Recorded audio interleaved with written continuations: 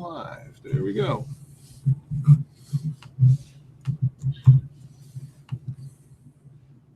There you go. Turn off my mic. Mute my sound.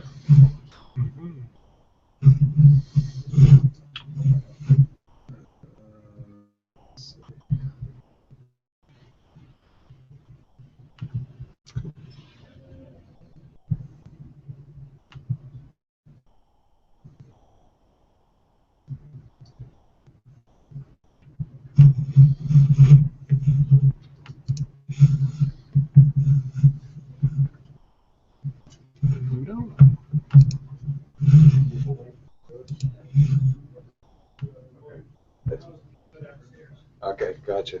Well, I think you sent another one, an updated one. Where we grab an audio from this mic? Yeah. Okay. The other one wasn't. And you want me to present from here?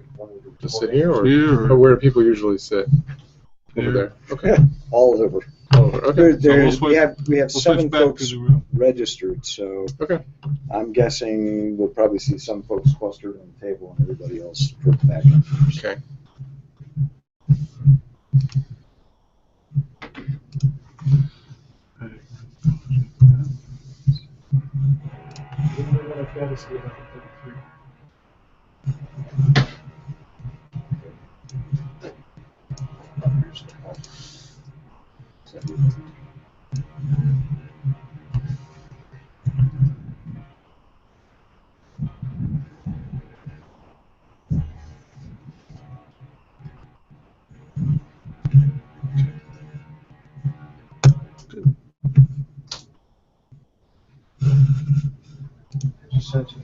If you go to my share now, see if it. Oh, that's interesting. Should be able to go full screen on that one. Yeah, I'm trying to think of what the best way. If I go Slideshow, yeah. slideshow, play from start. Mm-hmm. Doesn't. If I do presenter view, see what happens. Let's see what you can do.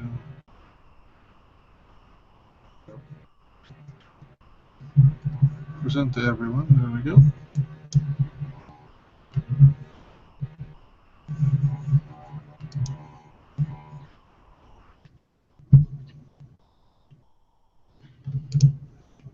Oh, I think There you are.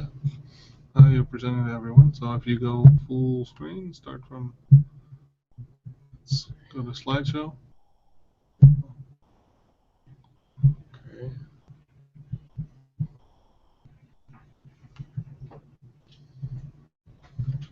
Hey, Penny. Slideshow. Yeah, absolutely. Over here? Right here. Right here. Yeah, if I do play Or from there, or start, anywhere you want. but, It won't do it, huh? Nope. Let's see. We can. You have this as a Google slideshow? I can move it there. Okay.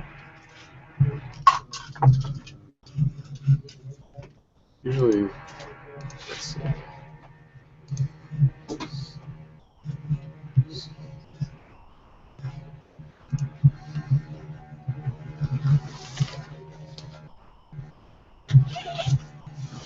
If you move it there and share it with me, then you can do that.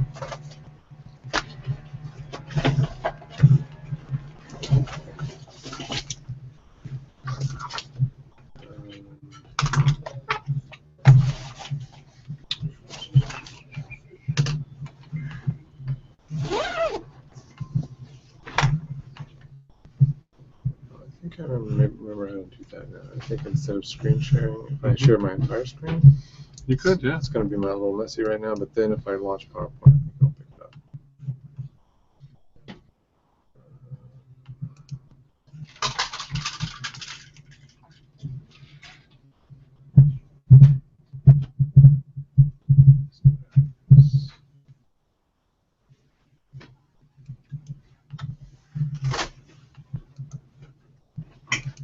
The early birds get the great seats, right? Yes, so. Exactly. Right here. Nice.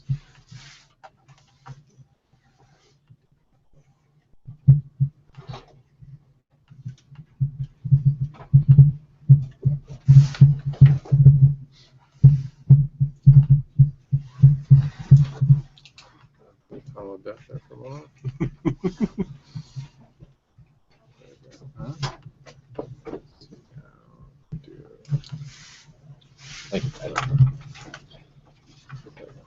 All right. Excellent.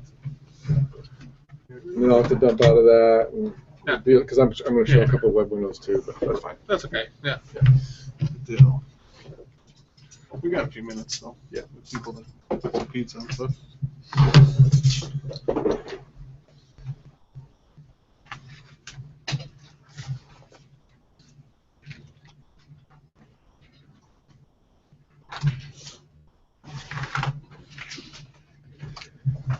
Perfect timing, Sean. Good morning.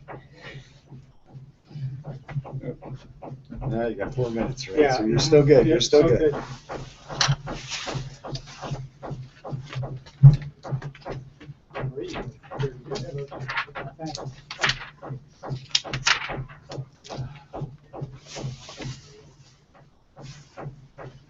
Were you just an art teach? I was on. I recognize. Yeah, Robert, yeah. Robert, yeah, okay. So you're going to see a little bit of this before, but the pedagogy side, but some of the examples you might be too, and then the Blackboard application side, the second half of it. Gotcha.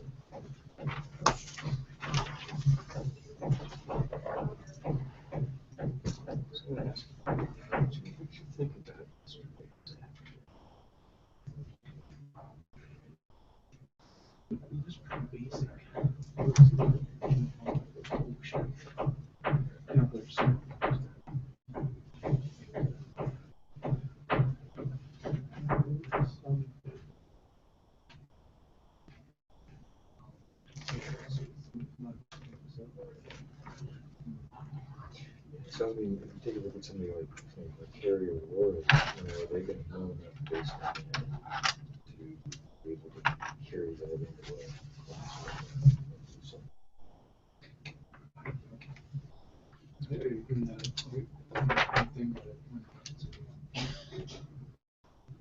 yeah.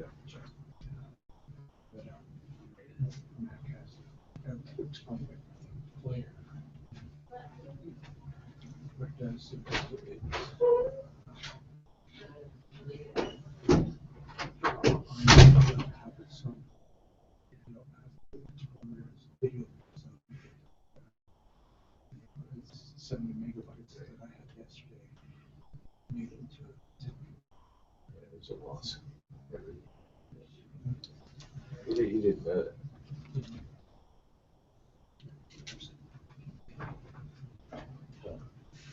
Do you know where they're going to do additional things for kids?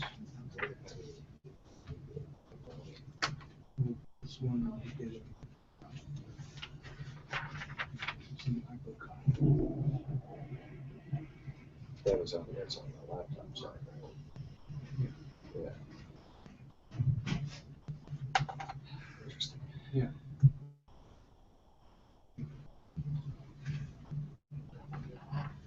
Yeah. I can see myself.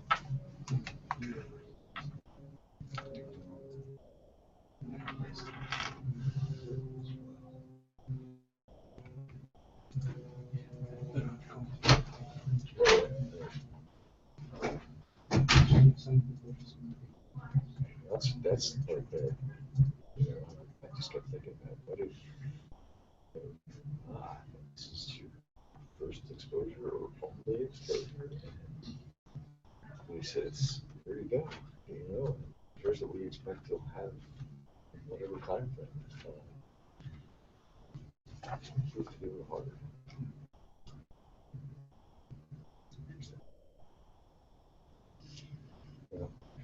Yeah. If it were me, I wouldn't have gone that approach, but I mean, I was feeling like I didn't get enough to get me into the state of thinking, okay, I'm comfortable with this, and I could do something with this, and there's some options that I can, I mean, that was kind of like a repeat board discussion on that. It wasn't instructional. But not that it's hard. To me, there's a lot of other steps that I look for.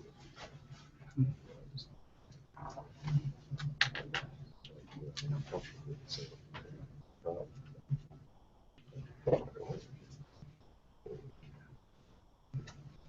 it's a pretty big.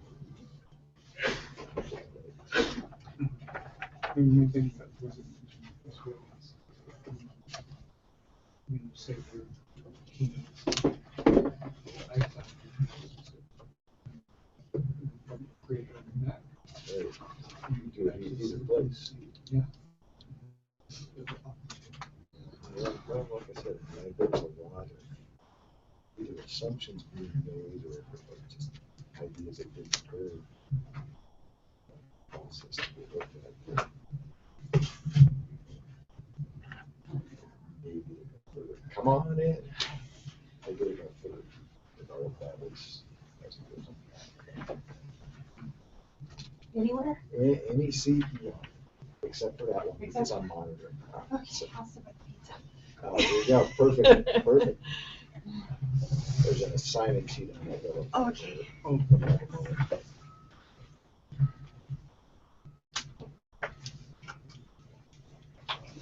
I didn't know they were providing pizza. I didn't get that.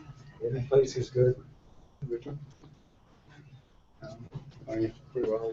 Guess we just talked ourselves into that. Absolutely. Pizza's there. Go for it. Ooh, that one looks good.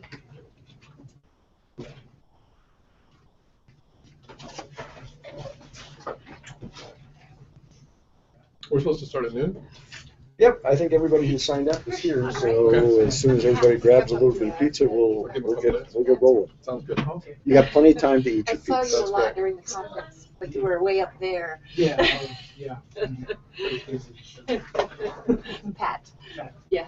They're also over at the, would you over the business studies, HC meeting? I was. I'm not affiliated with that unless I'm on a committee or something, but I haven't started yet.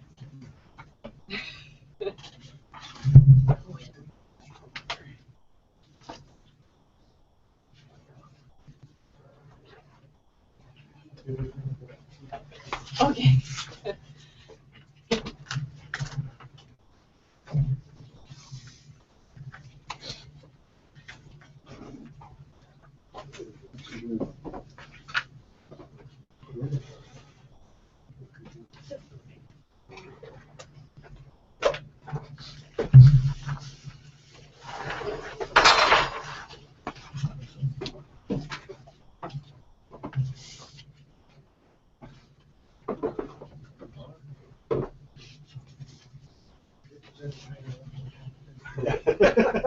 Owen's first, so. So he's gonna eat fast.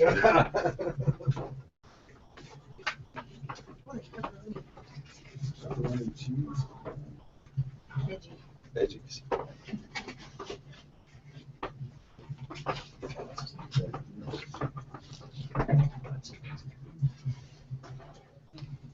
Go again. Good. Well, I guess we'll go ahead and get started here. I'm Gary Bender, and this is our third Thursday, but yet again we've had to opt for a fourth Thursday. So,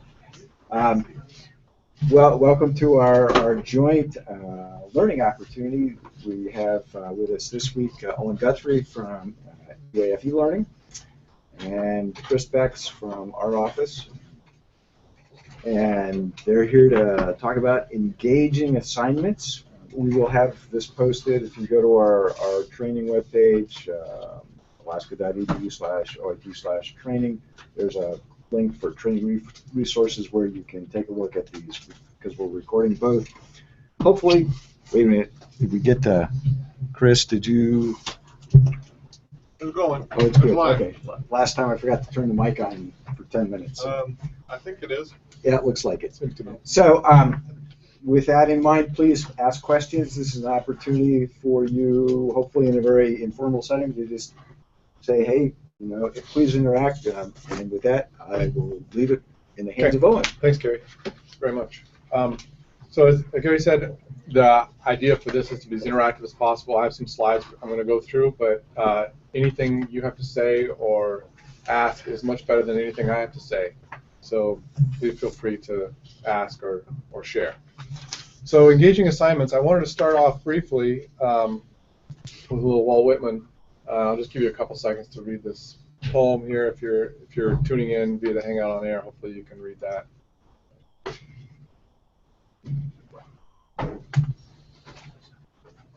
Chris, the screen's not being shared. Screen's not being shared? Oh, you got to click on the. We got you. If you're tuning in online, we're going to share it here in just a second. You got to click on the window that I'm sharing. Down there. Should have a little blue border on it. Got it, thanks. This one here? Yeah, there you go. How about now? Yep. That's good. That's good. Yeah. All right. Well, hopefully, this kind of gets at some of the larger things we're going to be talking about today. There's many types of understanding that you might encounter. There's many different ways of imparting information to students, and many different ways of assessing whether or not they've learned. And so I wanted to start with just a couple prompting questions for you. Let's start with the first one here. Hopefully you can share with me, what's the assignment that you were ever given as a student in your course of study to get to where you are today? And by best, I mean most engaging, most fun, most challenging, that contain the qualities that you would rate it as memorable and fun, powerful, best. Field assignments. Field assignments, yeah. Those people tend to remember really well. And what were you asked to do in those field assignments? My field is early childhood. I work directly with children. Okay, wonderful. Yeah, so that you're really out there in the role of the professional that you want to be someday, doing the actual thing that you hope to do one day as a professional. Yeah, that's powerful. Anybody else? I had to keep a grammar diary for an English class, and it really made me engage with the subject every day because I was looking for stuff to put in there because we needed to have a daily entry. And when you start listening to song lyrics and other things, you realize how many mistakes there are built into pop culture and other things that we encounter every day. So I really enjoyed it because it was fun looking for errors rather than being this, rote memorization or this nitpicking. It became something where it was just part of everyday stuff. Again, it's sort of almost it's the same thing. You're being put in the role of professional, practicing what you're learning. But at the same time, that one has the neat quality in that it pushes beyond the boundaries of the traditional classroom engagement hour. It pushes beyond the boundaries of a traditional assignment. You're incorporating that into your everyday life. Yeah, especially with smartphones now. I mean, you see a sign that has an error, and you can take a picture of that for your diary. Cool. So it makes it more interactive. Yeah, that's neat. Anybody else? Best assignment, most powerful, most hated, but later you look back on and thought that was actually. I'm in the web stream. There's no audio. Oh, got no audio, folks. It's weird because it's showing up on the mic. Yeah. So the web recording isn't. That's because it's. We're wrestling with a couple technical difficulties here on this end. What about that question? Any that were the most hated assignments that later you look back on and thought were really particularly valuable? I'll share one from my undergraduate years. I had it was a capstone, so my background's in wildlife management. It was a capstone wildlife management course where the purpose of the course was to integrate everything you've learned up until that point and work together in teams with different people in your field, so land managers, wildlife managers, fisheries managers, and put together an actual proposal. So the whole course was sort of a role-playing thing, but at the end you would actually present the proposals to managers of a natural forest. And it was the hardest course that I think we ever had. You worked harder. You had to actually prepare this official document. So you really put the students right in the role of the professionals they were training to be one day. And it was by far the most dreaded course, but also looking back on it, it was probably the most valuable course I took. So as instructors, what are the best assignments that you create? What do you ask of your students? You guys are probably already playing around in this area of trying to think of engaging assignments, and I wanted to get from you what you're doing, what you're using. mock processes. Tell me more about. My best assignment was a judicial clerkship, I think, but then that's working on real cases. Yeah, but you're doing it as a student. I mean, it's you're applying your knowledge in a very real world context. At the same time, yeah, you're engaging with your And field. it means something, and there is guidance, but the stakes are all still real. Yep. And then of course in school, the assignments that were created based on that are mock court, mock clerkships, and the scenarios are fake. It's safe, but it's way more exciting than being thrown in the law library and being asked to, Right. read something and write something back. Right. Yeah, the big difference there, talking about something versus doing. And I think that at the end of the day, if there's one take home for this session, it's what can you get your students to do? Because talking to them about it or having them talk to you about it is at a very significantly lower level than getting your students to do things, active learning. And we're going to talk a little bit about the pedagogy briefly and behind this, some of these ideas, and then we're going to move on to some examples, some kind of applied examples, and then Chris is going to talk to you for the second half about how you can bring some of these things to life within with our tools here on campus. So I just want to start briefly with this example, and some of you who've been to iTeach may have seen this before. Anybody know what this is? A painting, famous painting. Anybody happen to know what it is? It's not terribly famous. It's in the Vatican.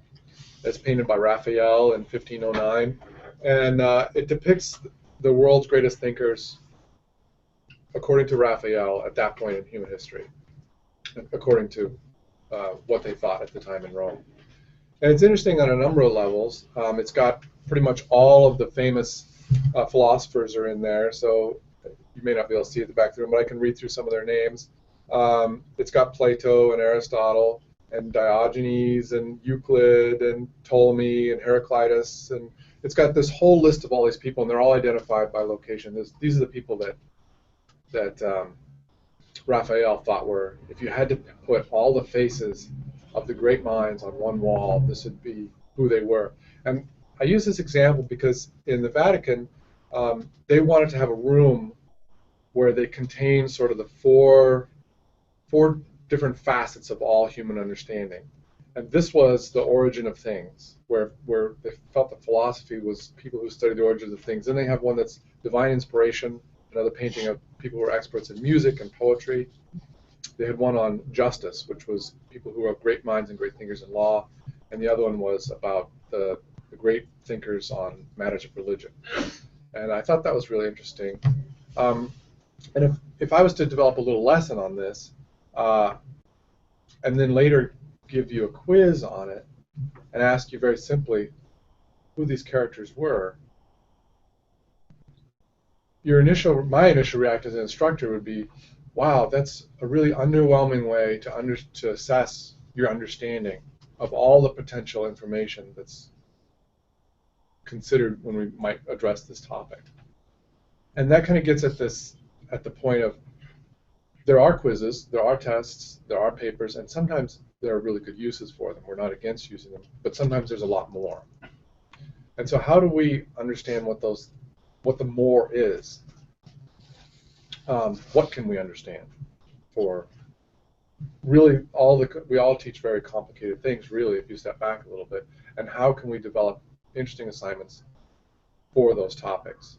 So just to kind of list through what we might understand about a painting such as this, we might understand who they are, why were they chosen, what were their influences on 16th century thought, what are the implications of having these old white guys as symbols in the Vatican of all places, 15th century or 16th century, that was controlling all of the world commerce. Where was Raphael himself at, and who would I as a person choose as being the really important figures for me? So these are different types of understandings that you might ask of your student on almost any subject. They're what we refer to as the 6 facets of understanding by a design model we use at eLearning for designing online courses. As educators, as scholars, we generally like to categorize things.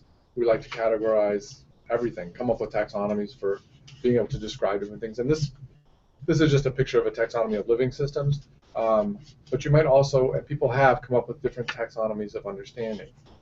So Linnaeus came up with this taxonomy of living systems in the 18th century.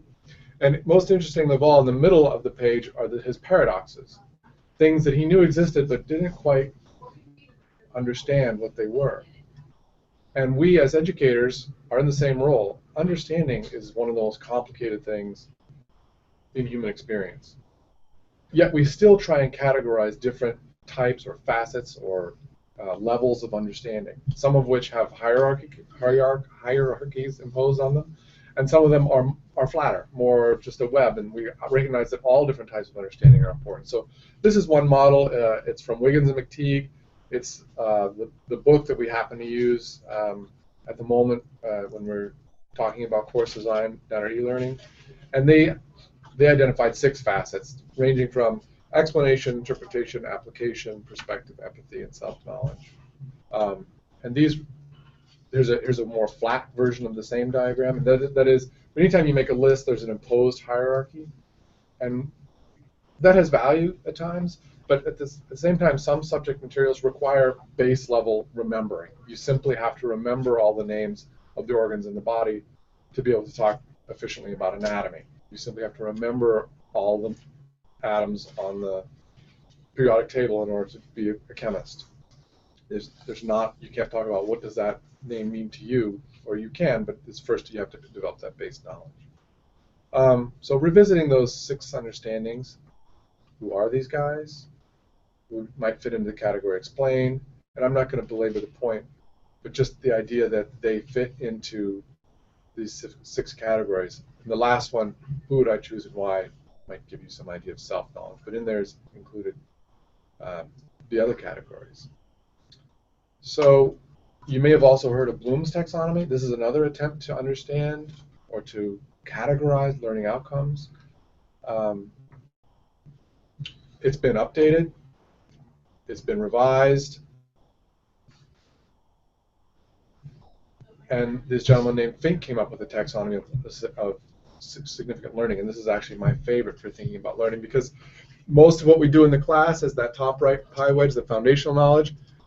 The entire left-hand side is the human dimension, caring, learning how to learn. It's these really deep factors we all profess in an academic setting that we're really all about student learning. We really want the ideas to create lifelong learners. We want people to be expand their horizons, all those things. But how do we incorporate that into a class or into a lesson? And this is the one chart that kind of begins to address some of those factors when we think about designing curriculum.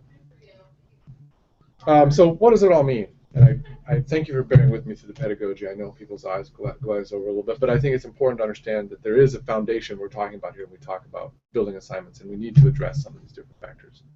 So how does we as instructors evaluate the achievement of understanding if there are so many different facets? And how do students demonstrate the complexities of their understanding? And are quizzes, papers, tests, and completes sufficient? And how can we generate assignments that go the extra mile?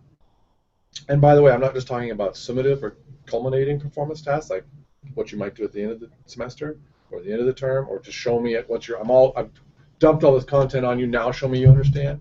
But there's a whole range of assessments and activities that you can have students perform that displays their evidence of understanding, such as dialogue, small performance, projects, drafts, self-assessments, all throughout the process.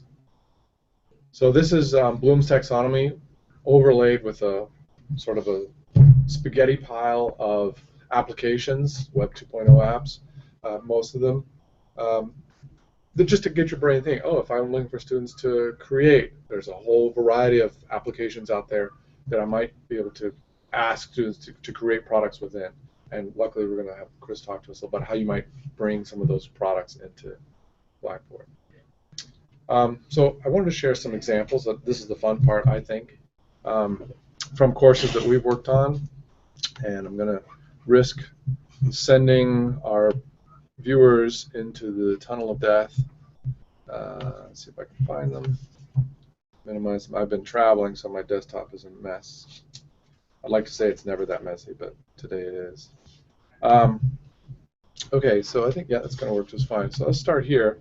So this is a course, it's HLRM course 220, HLRM 120 actually. It's a freshman level course, high latitude range management. It's aimed at a rural student audience. And the instructor, Greg Finstad, and I struggled with what can we have students do to demonstrate their understanding. This is about the history of domesticated Alaskan ungulates. And as you might imagine, that's a very short story. It starts in the 1900s, early 1900s. Some of it goes back to the late 19th century. But it's also a very personal story, meaning the students who are taking this course, they have family members who are involved in this history. So we thought, wouldn't it be great if those students are contributing to the active body of content in that field? And so everybody does a project. And rather than have them share their project exclusively with their instructor or write a paper, we incorporate their final projects into the course. So with each iteration of the course, the actual course content becomes richer with their final projects. So this is an open course, by the way. It's on the WordPress platform, and these are some YouTube presentations that the students created with regard to their personal research and turn them in as their final project. This is just a 1-credit course, by the way. It's a fairly light course, and the final project is the big chunk of their grade. But they start on it very early, and they work on it throughout the course, and they have some iterative drafts that they're working on. Just stop me if I'm babbling on too ferociously. Okay. So final projects. This course is another HLRM course. It's very similar. Students work on a video, but again, the question was that the purpose in this course was to help students learn how to carry out their own field necropsy of reindeer. This is a reindeer management course primarily. So we came up with the idea, well, why not just have them do that at the end?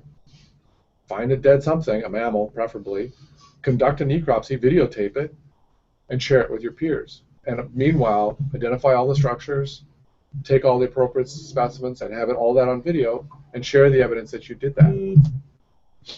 That's about as clear a demonstration of student understanding as we could ask for, is to actually have them do what you trained them to do for the whole term. So I was pretty happy with that. I think it's a great idea, and it's pretty radical in terms of student engagement, right? How many credits was that class? That's a 3-credit course, yeah. It's a pretty unique course in all of higher ed, I think, that you carry out your own field necropsy in your home. Again, rural audience mostly, so they have access to dead things out there, most of them. And there's a paper option too, by the way, in that course. If you object to that for some reason, you just want the. But most students are going to take that option because it's the most fun way to go. So this is a course I teach. I teach instructional design. It's a graduate course in the education department, and it also has a project. The students each term learn a various, there's just 14 assignments.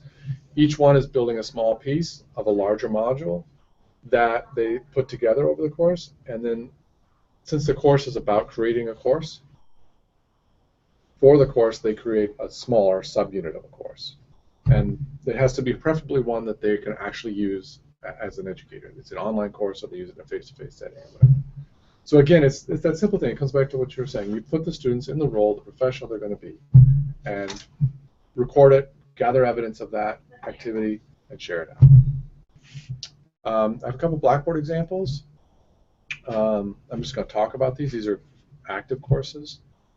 This is a project management course taught from the School of Management. And as you might imagine, we ask the students to manage a project. And we give them a hypothetical company they're working for and a hypothetical problem. And the instructor throws at them various curveballs. Oh, the delivery of this is late. You know, real things that happen in the course of project management. Things don't go as we plan. That's the nature of project management. So how do you deal with that? And they're forced to write communication artifacts like, oh, okay, your vendor didn't deliver this thing on time. Make sure to write them a note expressing your displeasure and trying to resolve the issue with them. So again, it's just putting students in the role of the professional that they're going to be. And this is a corporate strategy course, again, from the School of Management. And we could ask students to simply give them quizzes and papers and tests and things. But in this, we thought it'd be much more interesting for them to put them in the role of a pseudo company and analyze and come up with plans for how the company should go forward. And I think what we did is we put them in the role of a management company, like an external consulting company, and then we had them give. This is an oral intensive course, by the way, so they have to have 3 presentations. One's got to be 20 minutes, I think 2 10 minutes, something like that. And they're going to just videotape those presentations themselves in front of an audience and share them with their peers, and then critique one another's work over the course of the semester. But they're going to be presenting as if though they were presenting to the top Fortune 500 companies and giving them suggestions on how they should run their company, how they should better strategize in the marketplace. So, any thoughts on this? Hate it? Love it? How many students would be in that class, and would they review everybody would review question. everybody's, or Right. just smaller groups? Right, and that gets at the larger question of scale. How does this type of stuff scale? Because it gets really noisy and there's a lot of work. So this is about 20, 25 students in this course. It's a full undergraduate course. And they're given, so I think they have to review 2 of their peers' talks in each iteration, so there's plenty of crossover. You don't have to review everyone's talk. And you can play with that sort of design to make sure that it doesn't get too noisy, but yet still the people who are giving their talks are getting sufficient feedback to modify their process. Anybody have thoughts on how they might implement such a thing in their field? My half hour is nearly done. I've got just a couple minutes left. I have a question for you. Yeah. You know, when you work with instructors, what do you find is often the barrier that they have to get over to thinking about assignments in the way that you've been describing? That's a really good question. I think that the first fear is this will take a lot of time, this will be hard, and that's what the other one would be, the tech side. Like, oh my gosh, they're going to be submitting YouTube videos. How do I find those? How do I assess those? There's going to be a technical barrier, and I'm thankful that Chris is going to follow me up and he's going to show you that it's easy. So that's a great question for lead into Chris's segment. From the pedagogy side, I would say that the downside is that for me as an educator, it's boring reading papers. It's boring grading quizzes. It's boring grading exams. So that's my challenge to instructors: is ask your students to do an activity that you find fun, because that way, or at least interesting. It's interesting to watch what these kids put together for those HLRM videos. Like, they came up with a project, they went out and interviewed people, and they gathered actual information that I didn't know, and that makes it more interesting for the instructor. Yeah, but there is a real barrier there about a technical barrier, oftentimes, of fear of, oh, this is going to be burden, whereas they've maybe already figured out how to use, proctored exams or something, and that's just easy, and they just stick with it. This is not exactly on the topic, but I'd like to know what you think about. In my department, we're having friendly collegial debate about how much students need to be involved with other students in the class for their learning. And some people are saying it's really vital, and that's one of the reasons they prefer to teach face-to-face. Other people are saying, well, you can do it on audio. Some people are saying it's really hard to do on the web. Other people are saying we'll do it in a blog. And some people are saying they don't have to have a community of learners in the class in a web. They might have a learning community that is outside the class. They might be running these in their work site, these ideas with other colleagues, or they might be running the ideas or practicing it in their home, for example, in my field. And so I wonder if you have an opinion about how vital it is to have students interacting with other students in an online course. I have an opinion. Say again? I have an opinion. At the same time, I'll say that there are a lot of different opinions, and I'm not sure mine's right. And it varies by subject matter as well, right? So if you're taking a course in math, how important is community if you're understanding the content? Where it becomes really important is if you start to not understand, and then you get that support of community, like other people they're not understanding too, and you can all ask a question and all get the answer.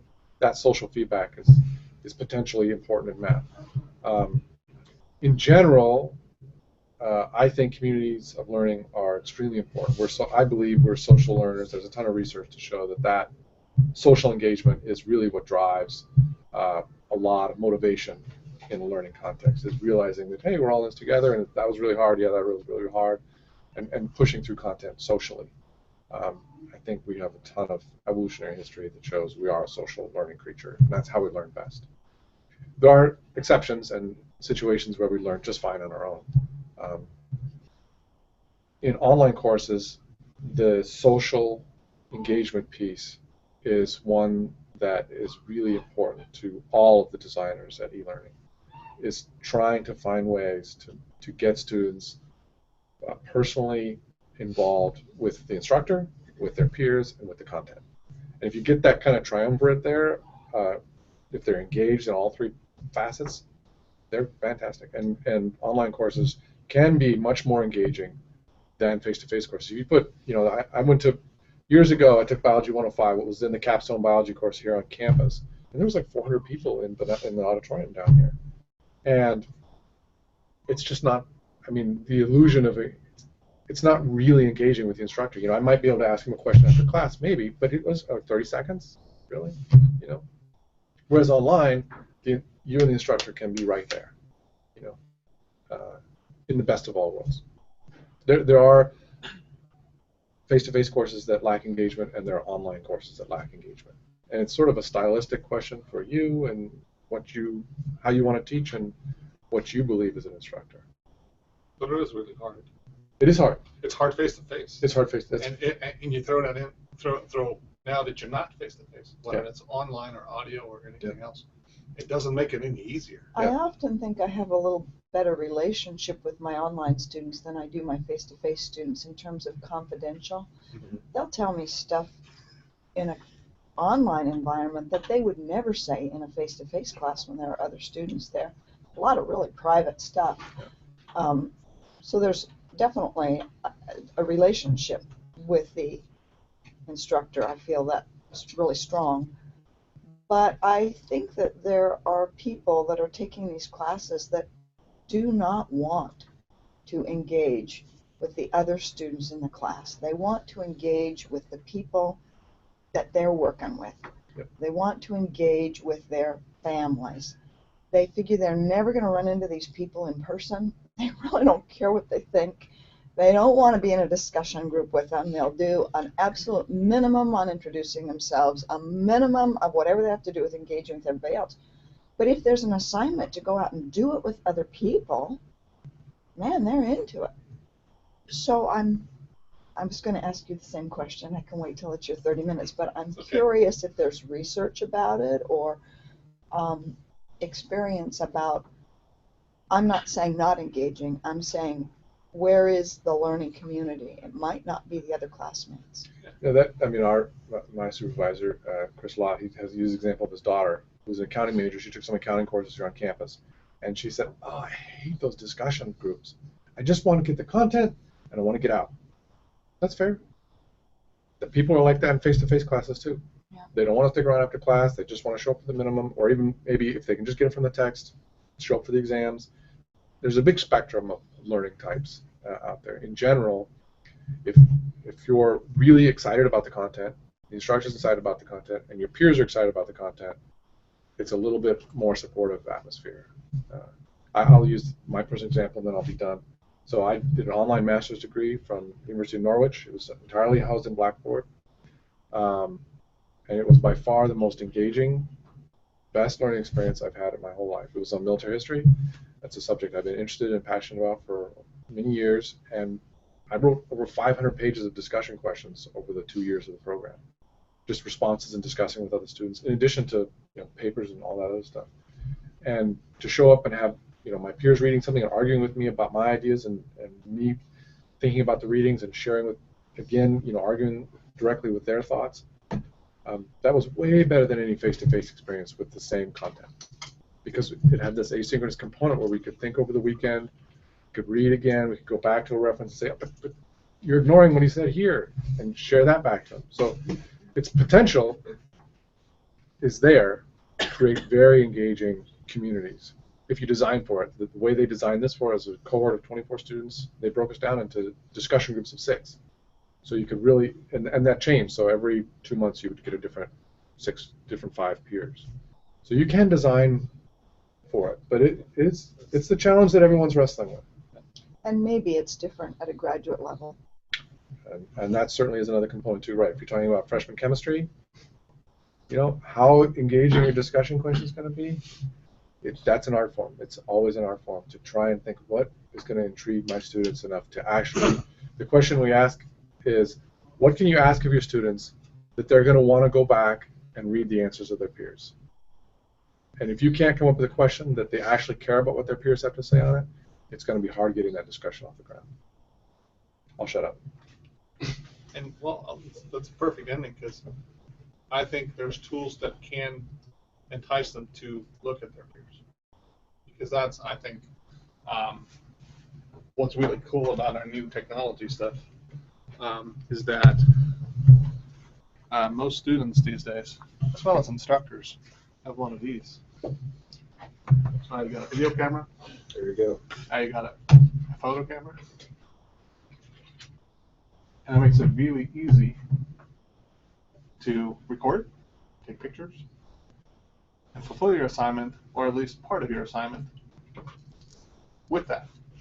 So, and it doesn't just have to be with a phone or a smartphone. It can be with a camera. It can be with your laptop. It can be with your computer. Most of the computers here have a camera now and a microphone. You can record.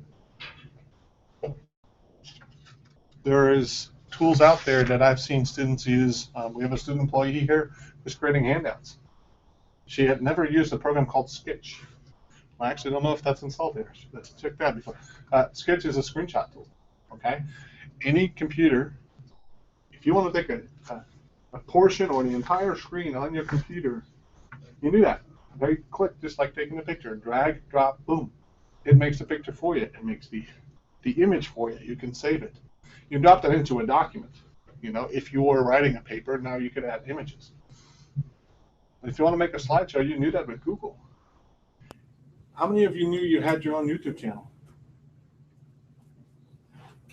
Yeah, I did that the other day. With Google Apps, you have your own YouTube channel if you decide to use it. You can upload those videos you make on your iPhone or your smartphone directly to YouTube. And YouTube has an editor, and you can make annotations and draw to that and say, hey, look, I did find the liver in that dead mammal. It's right here. I cut it out. You see that? And you can pause that video and make a picture of that, so that you can show not just your instructor, but also your other students. Say, hey, right there, see? And you do the same thing with images. You can do slideshows. And you now all of a sudden go, hey, that looks really cool. And it was fun to do for the student. And they do it all the time. Because what I get most of the time back from instructors, like, students ain't going to want to do that. They do it already. Anybody looked at Facebook? There's not a lot of writing there. There's a lot of pictures, a whole lot of video. I'm not saying that it's all worthwhile content, but they're already doing that. They're sharing it on Twitter. They're sharing it on Vine. They're already creating it. Don't be afraid to ask or design your assignments around that type of content, because they know how to do it. They know how to create it. They're just not used to creating that for an educational assignment. I 100% agree. Absolutely true. That's what that comes down to. So I'm going to show you a couple tools that are available at the university for students, but also for you. So that if you wanted to give an assignment and say, you know what, instead of writing this out, I'll just record myself. And I'll post that video. I'll share it in my course, whether that's on a WordPress site, a Google site, a Blackboard course, it doesn't matter. Instead of writing it out, record. I just worked with an instructor 2 weeks ago who recorded his assignment. And there was no writing. He just talked about it like he would talk in class and gave him instructions. Good luck. Done. Very simple to do.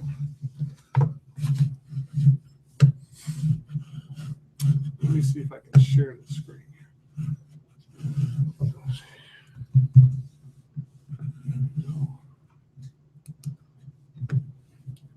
So within here, let me go to.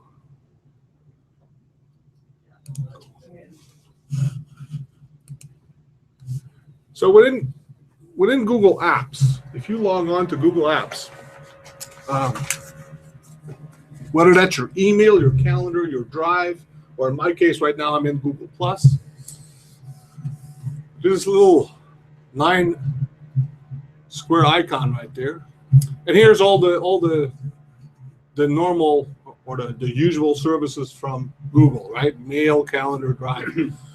If you click the More section at the very bottom, it has more stuff there, and there's even more below that. But there's one there that says YouTube. If you click on that, and I'm actually going to try and share my screen here. Let's see.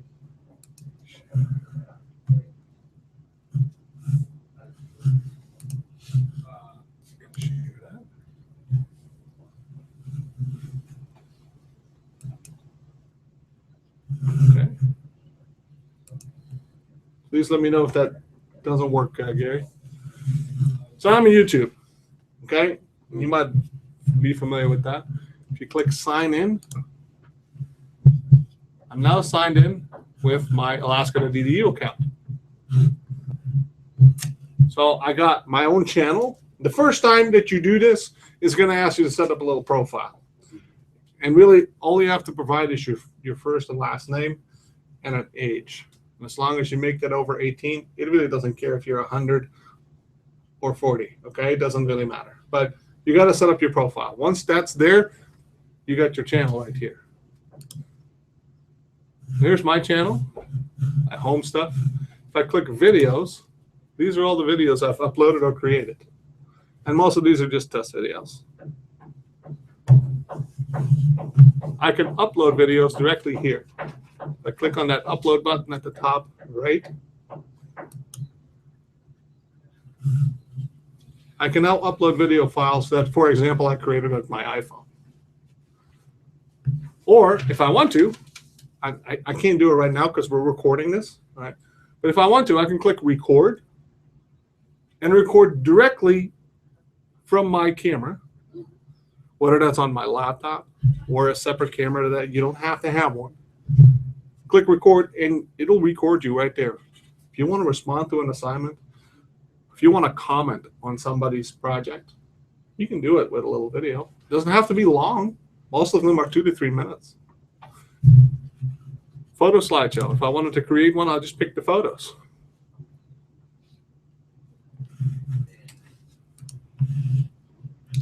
The Google Hangouts on air. That's exactly what we're doing right here. This currently is being broadcasted as a Google Hangout on air. So anybody currently can watch this stream. But you can do also a Google Hangout with a number of people that you invited to it and record that and do your project that way. Directly, it's already on YouTube. You can already share it right there. Or have your students do one. Exactly, yeah. And there's a video editor to edit video if you'd like. And so in here, see this one here. This was a Hangouts on Air I did earlier.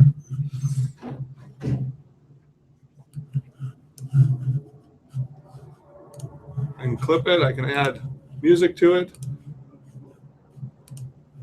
Take pictures, add pictures into that video, break it up. It's not a real advanced editor, but then again, this doesn't require a whole lot of advanced skills.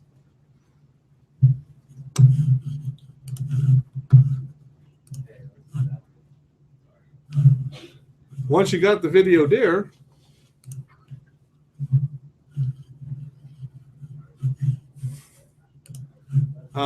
annotations, for example.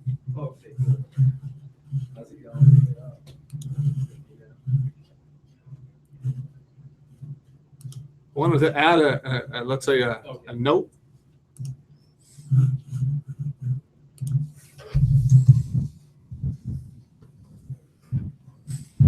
I can pull that note and say, you know what, after about 30 seconds, I want that note to pop up.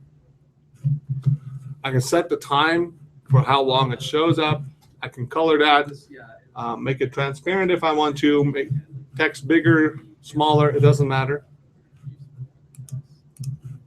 When I play it,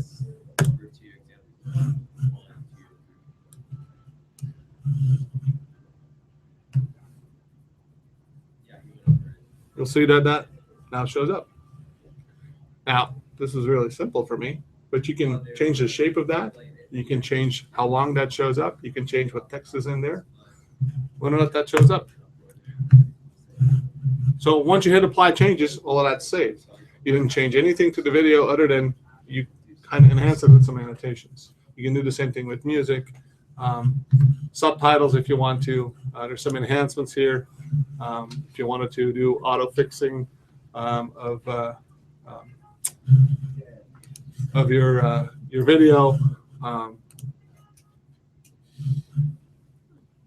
the color enhance it a little bit for me.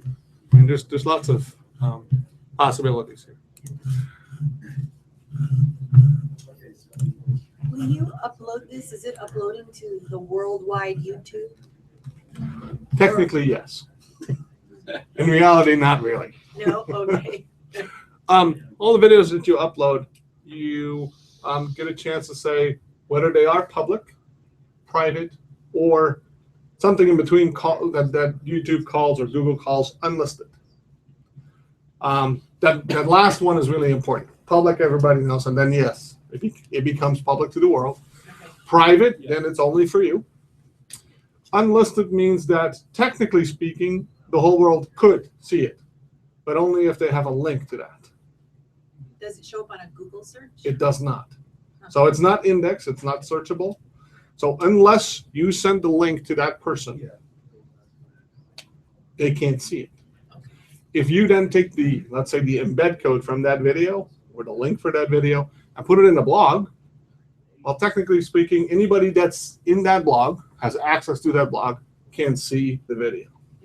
So you can still embed, you can still link to it on a public website or in a Blackboard course or a WordPress blog. So anybody that has access to that or gets there has access to the video. But it isn't, if you gave it a title and you went to Google and put that title in there, it's not going to show up in your search. So unlisted is, I think, the default, and it's a good option for what we're doing in an educational setting. Unless you want it to be public. I mean, there's research projects and stuff like that here that have videos that are completely public for anybody to see. And Chris, how would you upload it into the Blackboard course? Good thing you asked, because that's next. So, hang on. Make sure I'm still logged in here. So, you would have to have your YouTube channel set up in Google Apps for Education, for UA. But once you do, under build content, there's a couple things you can do here, but I want to show you this particular. Well, I'll just click on item, because anywhere the content editor, I don't know if you're familiar with this right here, this box here, this text box that most people call it, isn't just a text box anymore. Okay, that's where you put your content. You can add photos in here or images in here. You can add videos in here too. Okay. Sometimes your editor looks like this. If you've never logged on to Blackboard, or if you've hidden toolbars and stuff like that, it looks like this. Click the double down arrow on the very right to show everything there. The first icon on the third toolbar is a record from webcam. Now it opened up a window that just minimized. I'm not sure why I did that, but in here it says sign into YouTube, because what it wants to do is it needs to identify your Blackboard account with your account on YouTube. So I'm going to do that and click grant access to that account. I can do two things. I can record from webcam right here. And it may not pull this camera up at the moment because we're using it. Okay. But the other thing I want to show you, because this is, I think, a better or maybe an easier option for you guys, is those videos I had in my YouTube channel. If I click on the Browse tab at the very top right there, all those videos are showing up. And I can just click Insert. I can change the proportions there or use the thumbnail view. And I don't know if you've added YouTube videos before to your course, but I'll show you what that looks like here in a minute. Say Insert, and I just added the video right there. Okay,